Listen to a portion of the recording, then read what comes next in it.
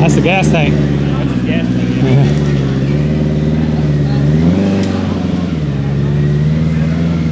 My name's Austin Witherow. I'm from Columbia, Tennessee. And it started out a bone stock Samurai. And we got the bright idea to put a Hayabusa motor in it a long time ago. The first time I took it out, it broke both Samurai axles and the transfer case.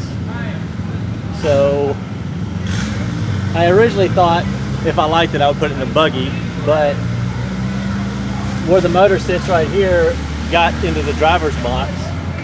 So we had to go hydraulic steering, which means I had to get on the crank and put a pulley to run the hydraulic steering pump. This is just from TSC. And so it's a bone stock Hayabusa motor. It stays in first gear all the time. I never take it out. I've been through 2 Toyota transmissions. So now I finally got an R151F in it with a 23 spline transfer case, and it's all stock gears because the street bike motor stays in first gear. And it's a 2.56 gear reduction.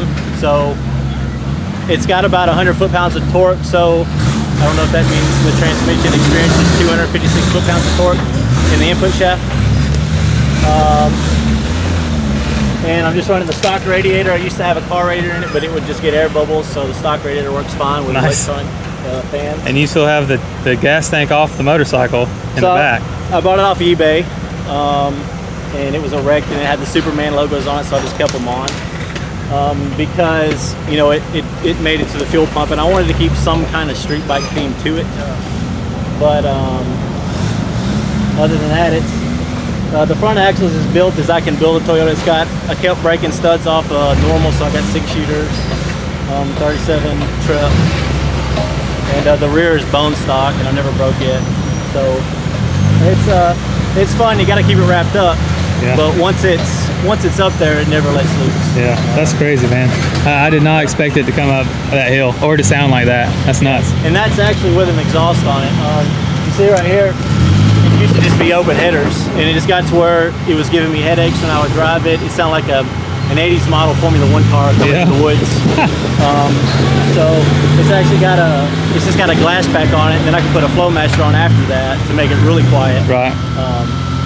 It's awesome, man. Way to think outside the box. I dig it. I appreciate it.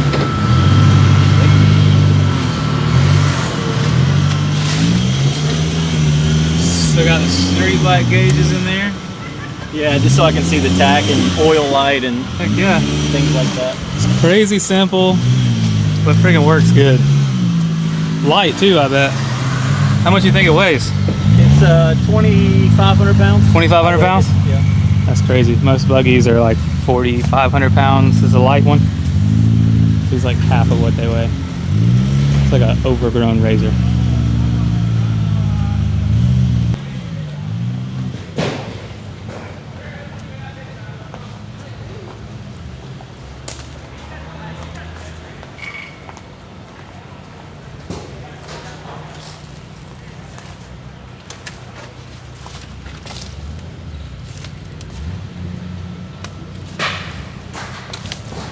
So did you have to like make some kind of adapter to get from the bike motor to a Toyota transmission? Yeah, if you come on the other side, you can see it a lot better. That's going to be everybody's first question. Right. So these shift the street bike motor. I just take some channel locks if I got to put it in neutral. Gotcha. And then I just made a hard mount for the transmission, and then that's just basically the smallest drive shaft you've ever seen. Huh. That's awesome. And it's hydraulic clutch, so we had to space the clutch out and cut the clutch or the slave cylinder cover. Gotcha. And then you can see the pulley coming out of the that's wild, man. side over there for the hydraulic steering. Too cool.